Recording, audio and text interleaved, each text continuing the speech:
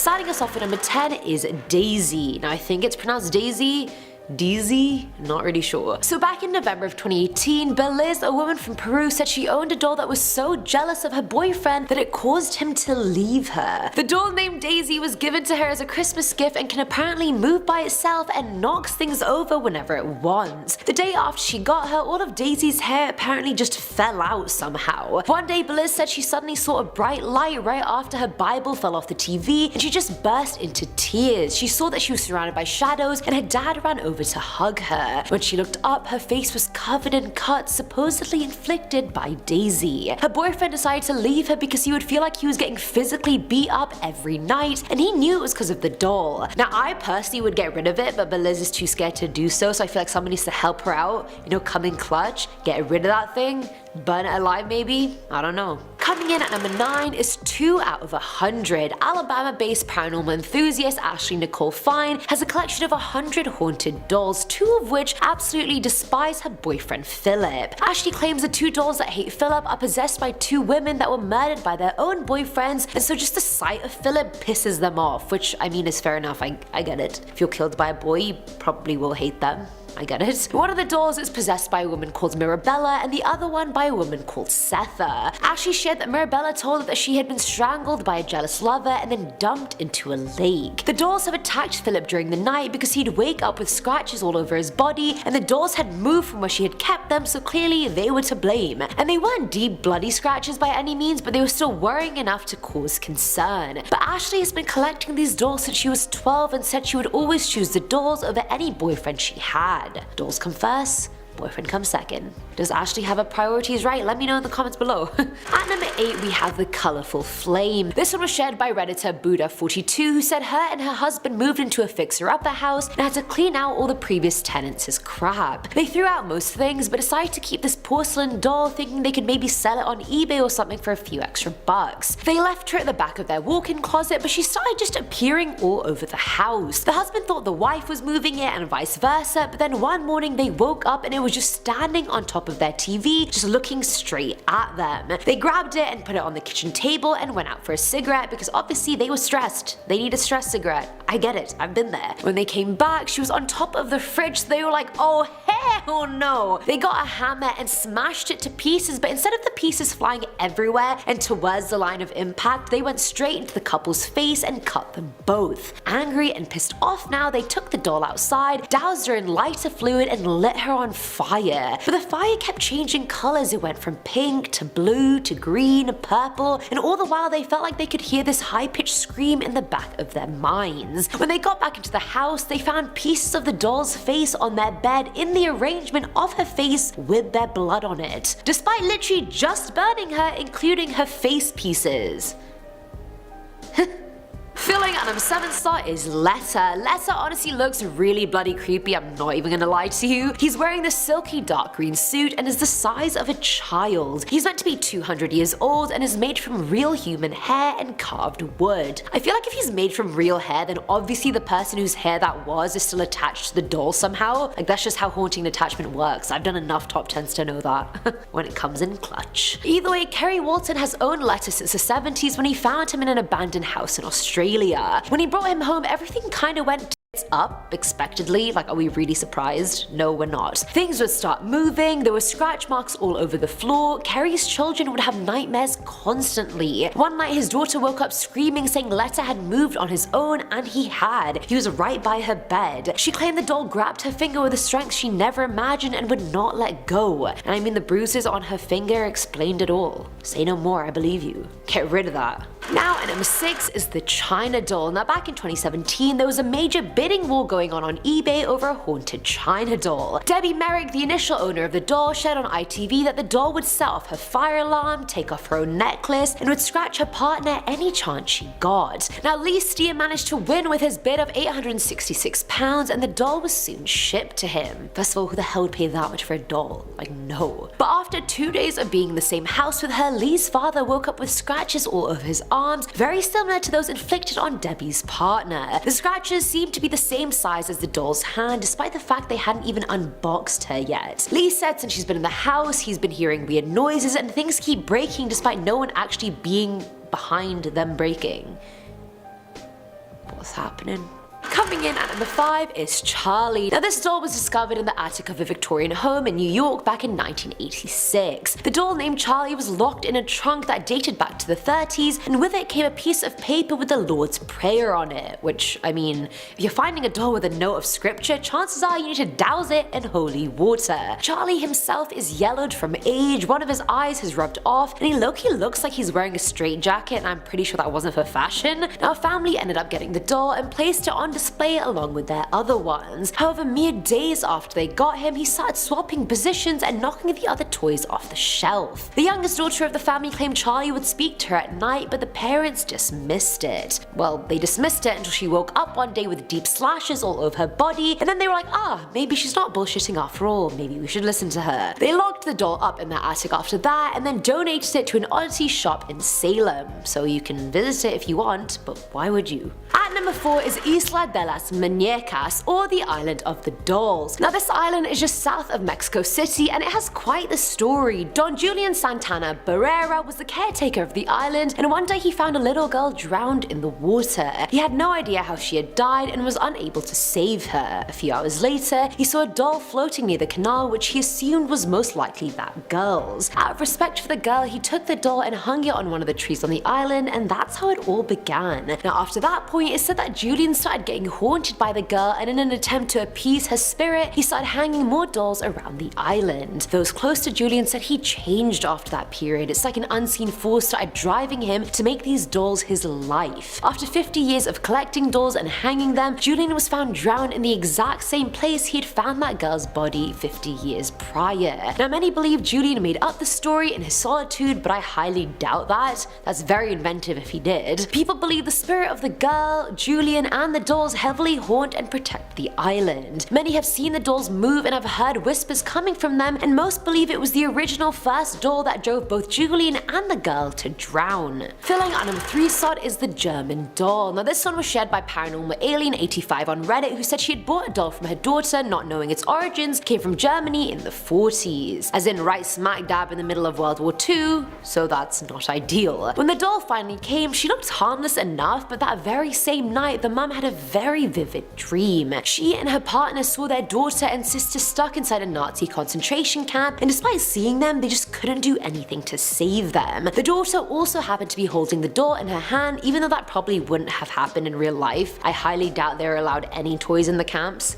Let alone, they probably weren't even allowed to smile or laugh, really. Either way, her boyfriend somehow tripped on something while running away from the camp, and his eye popped out of his socket. Like the user remembered it dangling from the socket in vivid detail. When they woke up the next morning, the user's partner woke up with a bloody eye. How?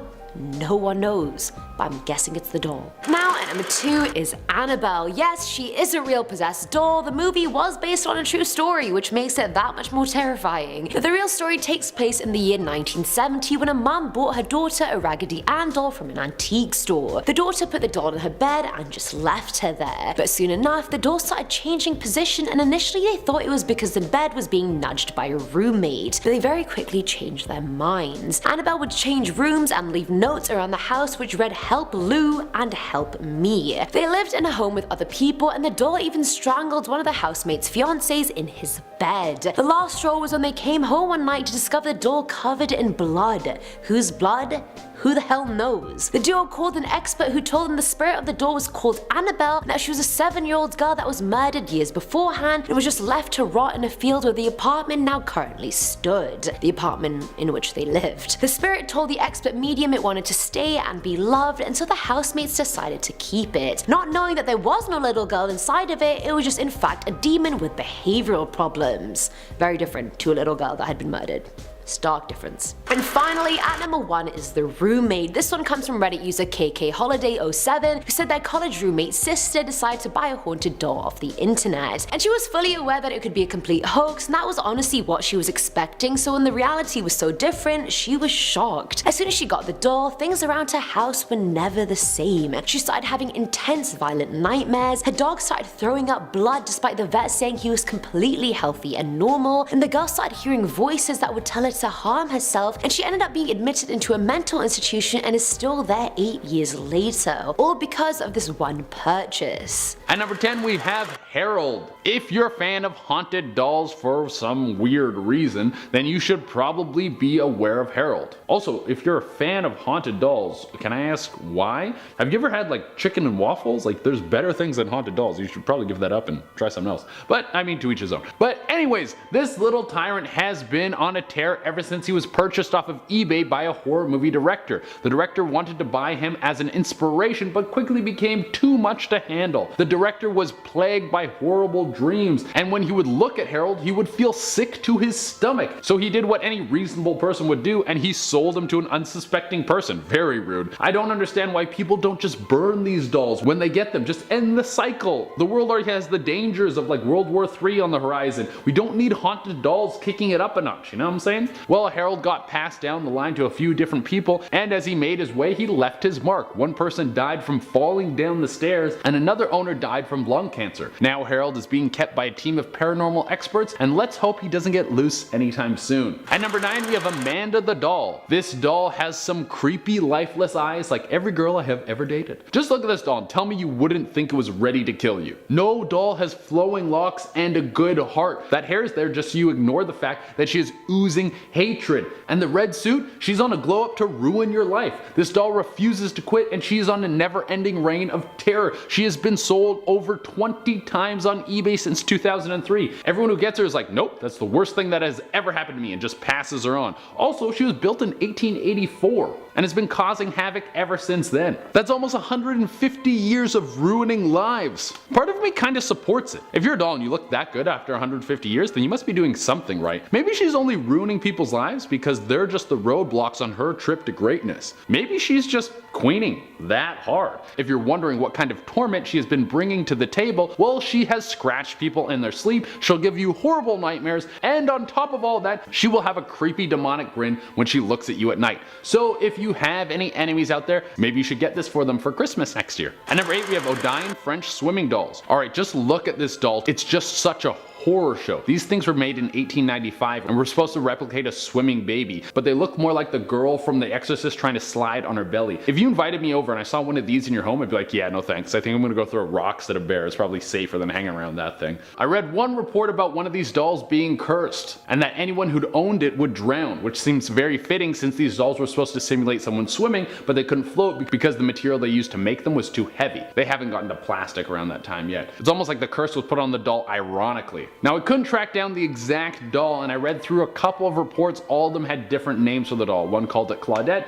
another called it Michelle. So this is either a fake story or there's more than one cursed doll crab walking around the world. Ugh. At number 7 we have Mandy. This is one of the most famous dolls locked away in Canada. We actually have a bunch of ghost stuff up here in the Great White North. We just don't get bugged by it because even the ghosts don't like to go out in the cold. Mandy has been on display at the Quinzel Museum in British Columbia for quite some time now. She is really the main attraction over there, and if you go to see her, be prepared to be immediately creeped out. People say she follows you with her eyes and will even wink at you. I think this doll is hitting on me. Huh? Since she has been on display at the museum, she hasn't done anything too disturbing, but the last person who owned Mandy was kept up by constant crying. Sounded like there was a crying baby around her at all times. And they didn't even have a baby. So Mandy likes the route of psychological attack. Very smart. At number 6 we have Robert. The creepiest thing about this doll is that it has the same name as the original owner. Some people think that this has linked the owner's soul to the doll. The owner's name was Robert Otto, and he first was gifted the doll when he was just young.